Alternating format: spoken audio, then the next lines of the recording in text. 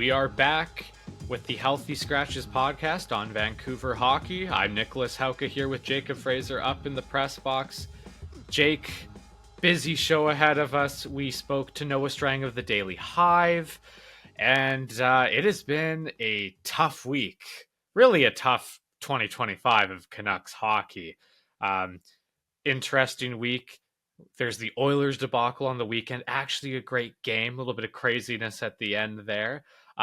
And then that segues into an incredibly disappointing loss in Buffalo. Um, were you fooled at all by that Edmonton win? Did you think things were going to change, or did you have your guard up? Honestly, I was a little bit fooled because I thought the team really in that whole scrum at the end, I thought the guys came together a little bit, and I mean, I was proved very wrong with their response in Buffalo, and then the game against the Oilers again without Connor McDavid. I mean, you go into Edmonton, they don't have Connor McDavid.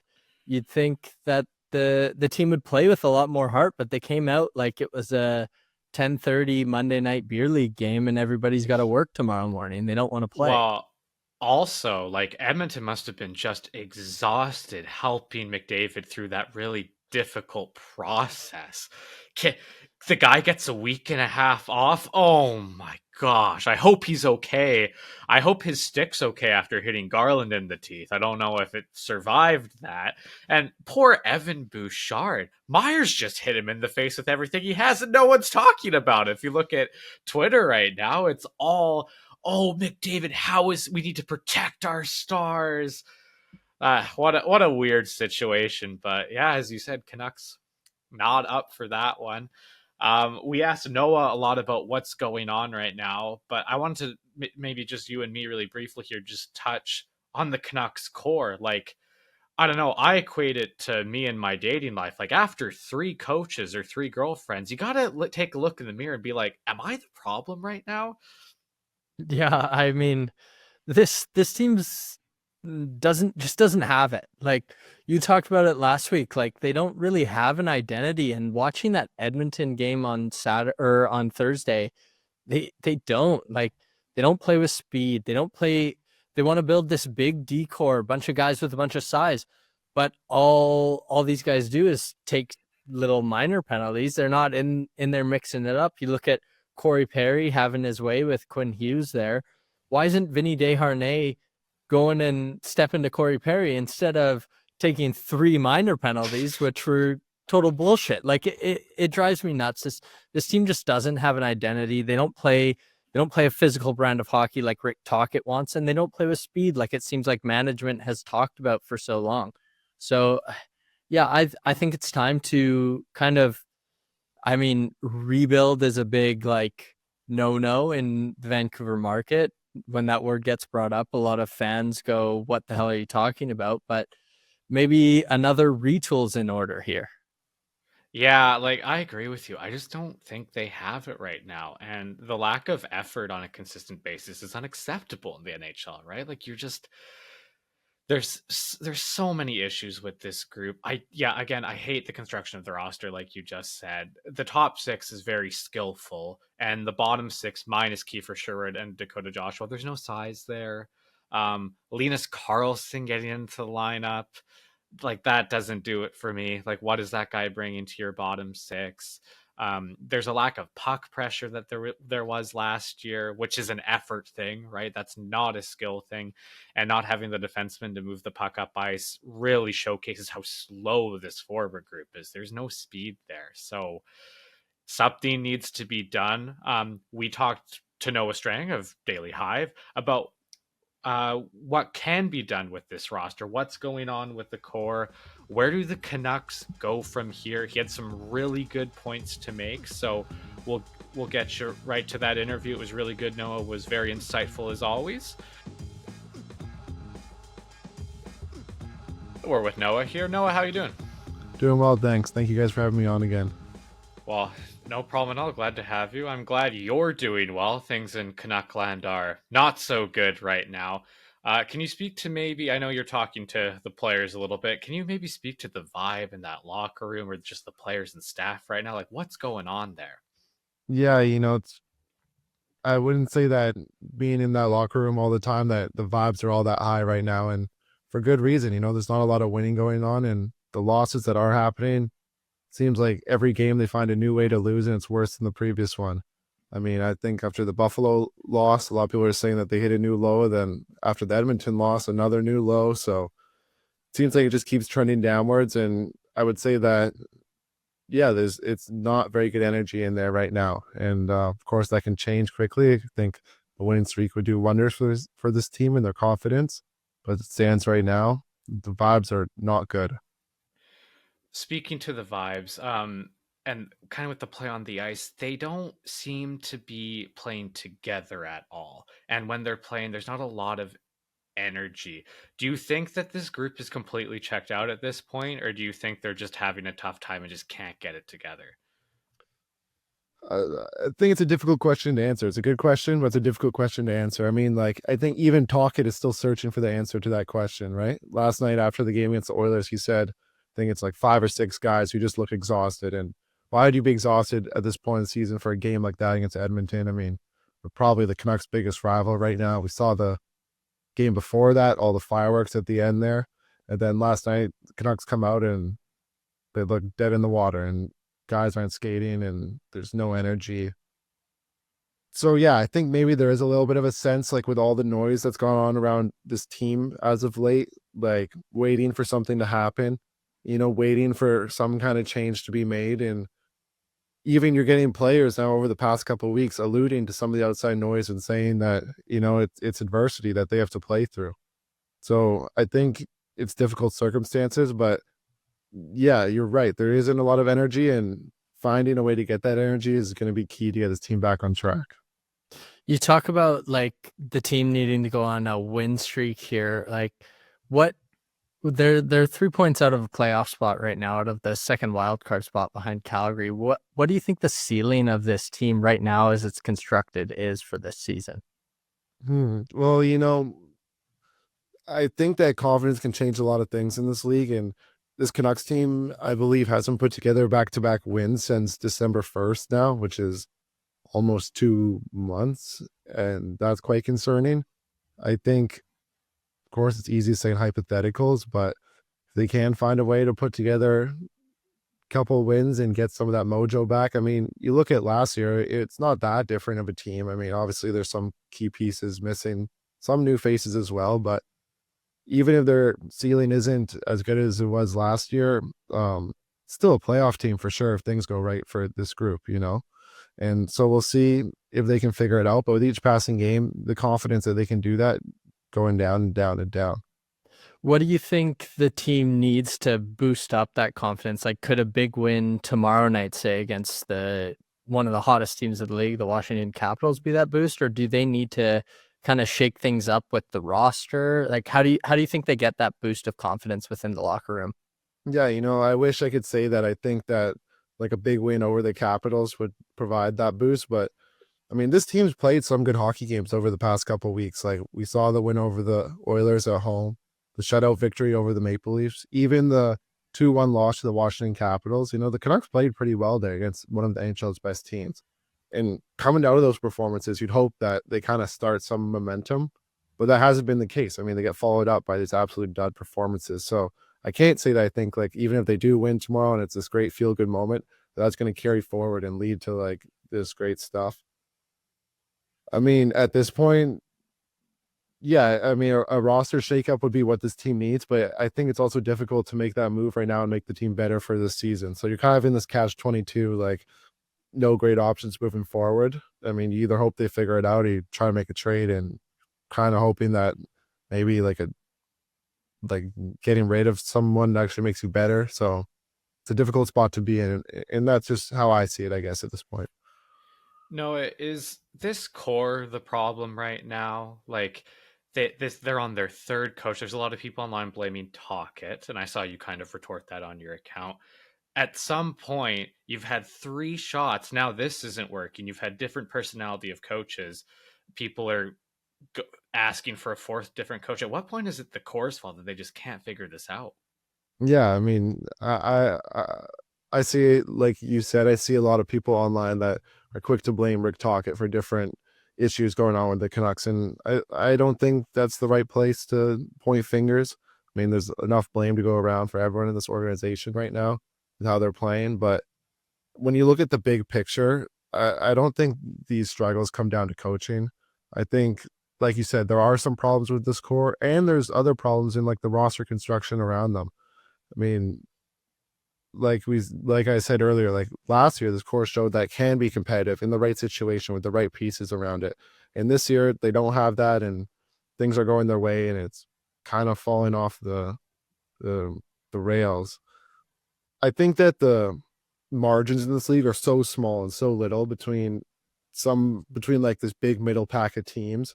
You know, there's a lot of teams that can beat anyone at any given night, and a couple small things like the Canucks come into this year where their rosters got a couple more glaring holes than did at the end of last year, and they face a little bit more adversity that knocks them off their path earlier. Then those kind of things add up, and you just don't get the results that you need. Do you think with the roster, obviously defensemen have that horse has been beaten over and Yeah. over again. The goaltending with Lankinen started really good. Even exceeded expectations, obviously, and they started to play quite well. Now that it's got back to normal level with him and Demko has not found his form, do you think that's another big thing for them too? And are you worried about Demko at all? In the short term, I definitely think goaltending is an issue for them. I mean, like you said, Demko's not playing up to the level that we know he can reach right now. And Lankinen has put in some good performances, but that early season shine is a little bit gone now. You know, he's looking a bit more human. He's not like gonna be a Vezina Trophy caliber goalie for under $1 million a year. You know, and that's no slight to him. He's still playing well and putting in good performances, but he was just on such this incredible run that really hit a lot of the team's flaws. I think that as a result, in the short term, yeah, the goaltending is kind of looking like a weakness. In the long term, I still have confidence that Demko, you know, will at least be better than this. And most of his numbers I'm looking right now are in like the bottom 5 goalies of the league. When you look at a lot of those advanced stats, I mean, he didn't play a game for like 8 months or something like that. He comes back and teams a tire fired. Like nobody's playing all that engaged. And I mean, in these games where he's letting in a lot of goals, it's not like they're all on him, I would necessarily say. You know, there's times where this team still leaks a lot of chances defensively.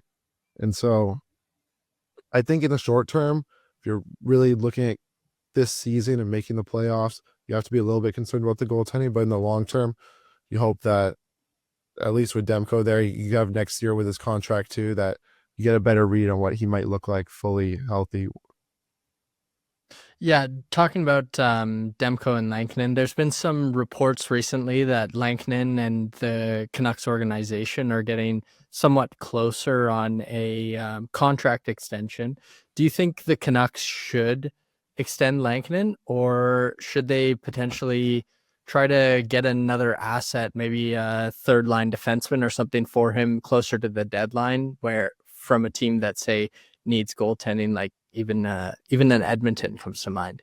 Yeah, you know, yeah, I've seen those same reports, and a lot of the numbers being thrown out there are around like a $4 million cap hit for Lankinen, maybe like somewhere in that 3 to 4 range.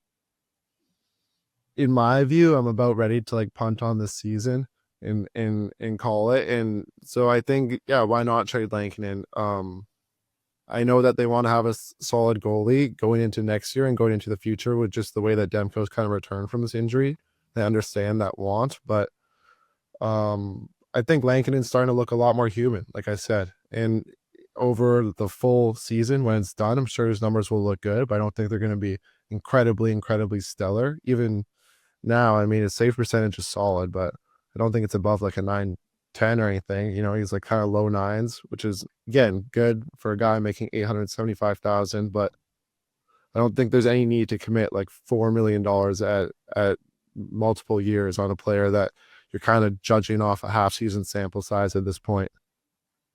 Yeah, and you kind of touched on it with Demko as well, but I have seen like a lot of my friends too have been texting me saying, "Do you think we need to trade Demko?" Like with him being only on another year and a half under contract, he could be looking at a pretty hefty extension if the Canucks want him to stick around long term. Like, do you think that could be an avenue that the team goes down where they decide to move off of Demko as well, or keep Lankinen over Demko? Like, what do you think could be the outcome there?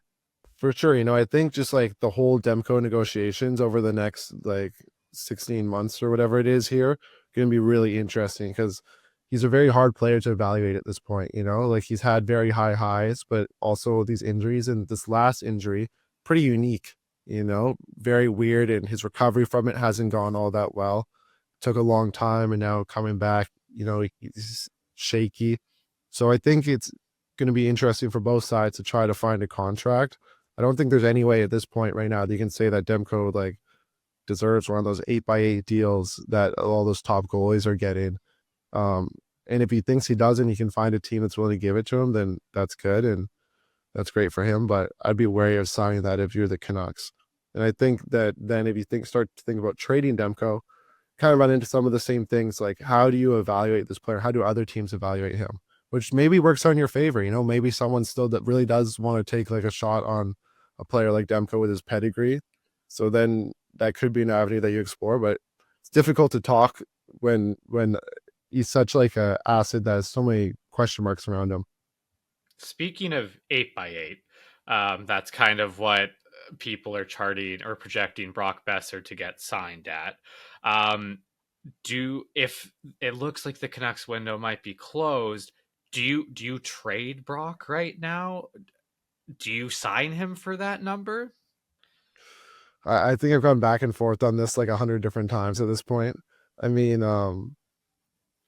Brock scored 40 goals last year, then did it again in the playoffs. I think he had like 7 goals in 12 games or something like that. This year, maybe a bit more what you'd expect, like on a year-over-year basis for the next couple of years. I think he's on pace for like low 30s, which is probably a bit more realistic. But his shooting percentage is pretty high once again. He's still finding the back of the net, and he also is a solid two-way player, even if he's not the fastest skater. So I know I'm kind of sitting on the fence here, like trying to think it over.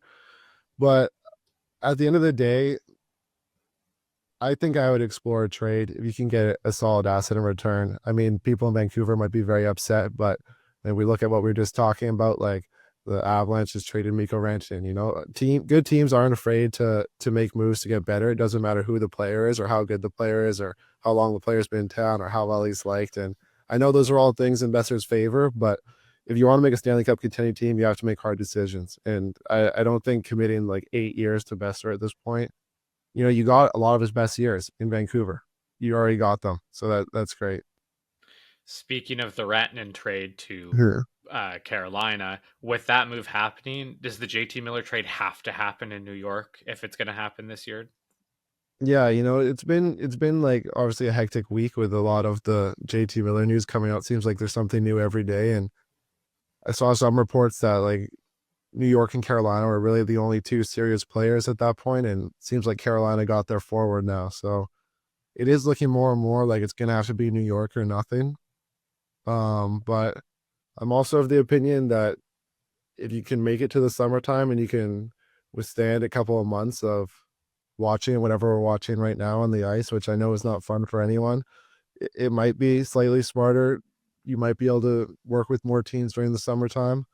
But to answer your question, yeah, I do at this point kind of think it's the Rangers or bust for like a JT Miller trade at this point in time. With the Miller deal, like the reports are saying Philip Hedl, first round pick and a prospect or something like that. Do you think that's kind of top of the line value? Like if the team does wait till the summer, do you think that's around what they could get? Or do you think if they wait a couple months here that they could potentially get more value for him? Yeah, I think the hope is if you wait to the summer that you kind of give yourself a little bit more leverage, right? Like right now, it seems like all the offers out there and from other reports from other journalists, it seems like they're just kind of getting worse and worse. And like teams know that the Canucks don't have a lot of leverage. Nobody likes watching what the Canucks are doing on a nightly basis right now. And with every loss like last night, it ups the pressure to make a move, right? the whole JT thing now has become very public, and it's not really a situation that's conductive to winning or winning consistently. So I think other teams see that, they're not offering their best packages right now, and the hope is if you can just let this ride out for a couple months, which might be very, very, very difficult with how things are going and how public it's all gotten, and now telling them like we're going to hold on to you for a couple of months. Like I can see that being too much pain, and the Canucks opting to just rip off the band-aid right now. But I think the hope is that if you could get to the summer, you open up a whole bunch of new teams that maybe got eliminated in the first round and they're looking for a forward, just like the Canucks were last summer. Like, hey, we kind of surprised some people. Maybe if we add a forward up front or we add something here, then we're gonna like establish ourselves in that contenders category. And there'll probably be another 5 or 6 teams that have kind of surprised once we get to the summertime. So, I mean, that's the hope. We'll see how it happens. The situation might just be too far gone now, but yeah, that's how I see things. What would you think about a really big reset within this roster and just moving maybe both Miller and Pedersen? Like, what would you think of that? And what could a possible return be for an Elias Pedersen? Yeah, I think when it comes down to trading someone like Elias Pettersson, like obviously a lot of the Canucks issues right now have are not just about the play on the ice. Like there's been a lot of noise away from the ice this year, and that does seem to be affecting them. With Pettersson, it's now been a full 12 months where he hasn't really played to that great of a standard. Like I was looking today, I think since this date last year, he's played 76 games. He's got like mid 50s points and 20 goals. It's like pretty much second line production, and he's making now $11.6 million. So that's obviously a huge cause for concern. The thing that's holding me back from saying the Canucks should like explore a huge rebuild here is the fact that you have Quinn Hughes on this team. And with the way he's playing, he's one of the best players on planet Earth. You don't get many seasons or many players like Quinn Hughes, like what he's doing right now, or just who he is in general on your team ever. So saying that we're going to go punch one of these seasons or punch a season in Quinn Hughes' prime just doesn't make sense to me. And that makes a Pedersen trade harder because typically if you're trading a player like that, you're probably going to get a pretty like futures heavy package back, prospects and picks. And if you're trying to compete, then that doesn't make a lot of sense. Maybe in the summer you can find something that is like a more straight up deal, but Pedersen also is going to have his no movement clause kick in on July 1st. So that makes it tricky too. I mean, there's a lot of variables that the Canucks have to deal with, but yeah, I guess my answer would just be that I would avoid the big rebuild because of Quinn Hughes. All right. Noah, thank you so much for your time and your insight. We greatly appreciate it. And we hope you have a good weekend and maybe the Canucks can give you a decent game to watch for the first time in a little bit here. I think that would be good for all the fans too. Exactly. All of Vancouver's hoping for it. Thank you both so much for having me on. Thanks again to Noah for a great interview, as he always gives. It was great to catch up with him and get a little bit of information about what's going on. Jake, Canucks, it could get a lot worse coming up here. This is a tough week coming up. Got the Capitals on Saturday. You got the Blues on Monday, Predators Wednesday, and then the Stars on Friday. What can we expect from this? Do you think there's going to be a little bit of fight back, a little bit of a rebound maybe? I mean, the Canucks are notoriously good on Saturdays. That's when the team's best showings are, right? So is there maybe a bounce back there, or do you think this is just a moot point until something's done here? I mean, with how the Capitals are playing, I'm going to the game tomorrow, and I'm excited to see Alex Ovechkin play. Like I'm not even going to watch the Canucks at this point. Yeah. Like it's tough to say that they've been weird all year. They, like Noah said in the interview, they will have one game where it's like, oh, maybe there is something here, and then the next 2 games they put out dud performances that like you can't even keep the TV on for all 3 periods. So I would expect a little bit of a pushback in the Capitals game. I mean, this team always just seems to struggle against the Blues and the Predators, so I don't have a ton of expectations there. And the Stars are such a good team too. Like, I mean, usually with these previews for the next coming week, we give like a prediction on our points that the Canucks are going to end up with, I'm gonna give them 2 points. I say they come out with either 2 OTLs or 1 win. That's what I'm thinking too. Like, I don't have a lot of expectations right now. I'm gonna watch the games, but it's gonna be low event, boring hockey. They're not, even if they play well, it's not going to be fun to watch. Not a lot of good expectations here. One thing, as we are filming this right now, recording this, big trade. Carolina Hurricanes acquiring Mikko Rantanen. Um, Three-way deal with the Chicago Blackhawks and Colorado Avalanche. Now, with what was just acquired for Rantanen, what does that say to you, Jake, about what the Canucks could get for JT Miller? I mean, it's looking like it's Martin Necas and Jack Drury back to Colorado. I personally love Martin Necas. I think he's a great player. He's not Mikko Rantanen, obviously. The fact that the Colorado or Carolina gets Taylor Hall out of the deal as well, I think that's a little bit of an underrated pickup too. Like that's a good skilled middle six forward that has a lot of speed. So obviously he's on the tail end of his career, but he was a Hart Trophy winner at one point. Like Yeah. I think Carolina definitely came out of the deal or came out on the better end of the deal, but you look at JT Miller, it is a bit of a different situation. I think just with that no move clause, it really does have an impact on things. Noah touched on it a little bit too. Right now, like I do agree with what Noah said. Like I think the Canucks just kind of have to hold on to Miller at this point and try to get something going in the off season, see where things are at come maybe the draft, maybe a team picking in the top 10 really likes JT Miller and maybe you get a top 10 pick and a NHL player for him then. I don't know, but yeah, I mean I think it shows that there is some value in these older guys though. Like Rantanen's not there doesn't seem to be, at least to this point, reported on that there's an extension for Mikko Rantanen within Carolina. So I think that does shed a little bit of light on the Miller situation. He's got a lot more term to him. So you know you've got him locked down if you're looking to acquire a player like that. But Mikko Rantanen's just one of the, like, probably a top 10 goal scorer in the NHL. I don't think that's very controversial to say at all. Like this is a guy that's going to be a huge impactful player for Carolina. And I'm also at the standpoint where I'm hoping that New York sees this deal and says, we need to make a move right now. And JT Miller's our guy. I think that would be very ideal for the Canucks organization.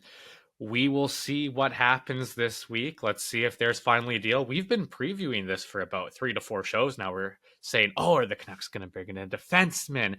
Oh, the JT Miller deal looks like it's going to happen now. Or maybe Pedersen gets moved. And still, there's been nothing. Canucks haven't made a roster move. So we'll see if things are any different. But I think as Canucks fans can attest to, it doesn't look like it. And it looks like this is just a waste of a season, waste of an incredible year by Quinn Hughes. Canucks have really taken 2025, new year, new me, maybe the wrong direction here, but nonetheless, they have. Thank you for joining and listening to the Healthy Scratches podcast on Vancouver hockey. Hopefully, we have something positive to talk about, maybe a little shake up next time. Thanks for joining us, guys.